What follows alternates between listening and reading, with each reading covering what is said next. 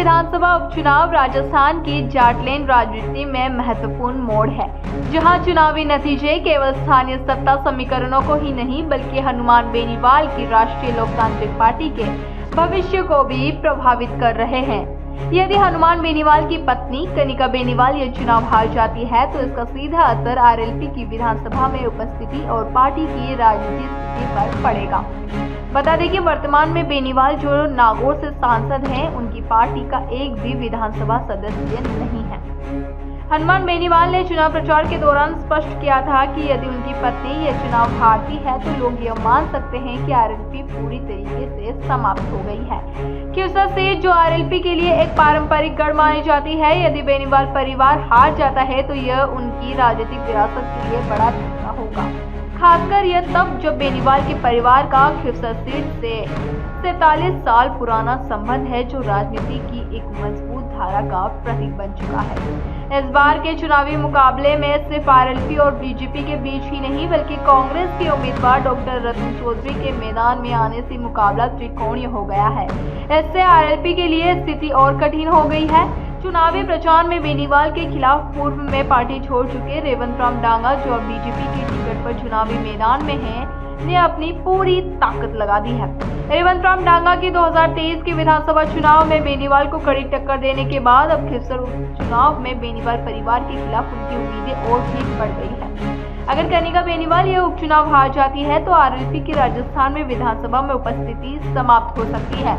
इस स्थिति में पार्टी को गहरी राजनीतिक मुश्किलें उठानी पड़ सकती है, क्योंकि राष्ट्रीय स्तर पर बेनीवाल की पार्टी का एक भी विधानसभा सदस्य नहीं होगा। ऐसे में यह सवाल उठता है कि क्या आरएलपी अपनी पहचान बचाए रख पाएगी या फिर पूरी तरीके से भाजपा और कांग्रेस की राजनीति के दबाव में आकर समाप्त हो जाएगी। बेनीवाल के पिता रामदेव बेनीवाल का 47 साल पुराना राजनीतिक कनेक्शन खिरसा सीट से जोड़ता है और अब पार्टी के अस्तित्व का सवाल इस उपचुनाव में जुड़ चुका है। बता दें कि 1977 में रामदेव बेनीवाल ने कांग्रेस से चुनाव जीता था और फिर लोक दल के विधायक बने थे। खिरसा सीट के परिसीमन के बाद यह सीट बेनीवाल के लिए एक प्रतिष्ठा का सवाल बन चुकी है।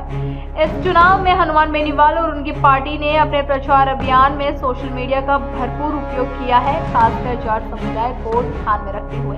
बेनीवाल ने चुनाव प्रचार में उनकी सामाजिक और राजनीतिक जरूरतों को पूरा करने की कोशिश की है, लेकिन बीजेपी और कांग्रेस ने भी अपनी पूरी ताकत लगाई है। कांग्रेस ने डॉक्टर रतन चौधरी जैसे मजबूत उम्मीदवार को मैदान में उतारकर आरएलपी को हराने की रणनीति अपनाई है। वहीं बीजेपी ने रेवंत राम डांगा जैसे नेताओं ने अपनी पूरी शक्ति और संसाधन झोंककर आरएलपी के गढ़ में सेंधमारी की कोशिश की है।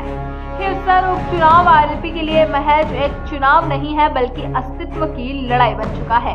हनुमान बेनीवाल और उनकी पत्नी कनिका के लिए यह चुनाव जीतना अत्यंत महत्वपूर्ण है, क्योंकि अगर वे हारते हैं तो इससे न केवल उनकी प्रतिष्ठा को ठेस पहुंचेगी बल्कि आरएलपी का भविष्य भी संकट में आ जाएगा। इस चुनावी नतीजे से राजस्थान में छोटे दलों के अस्तित्व की चुनौती भी स्पष्ट रूप से सामने आएगी। अभी तक के लिए इतना ही। बाकी खबरों के लिए बने रहिए हमारे साथ और देखते रहिए हमारे चैनल द फैक्ट इंडिया को। धन्यवाद।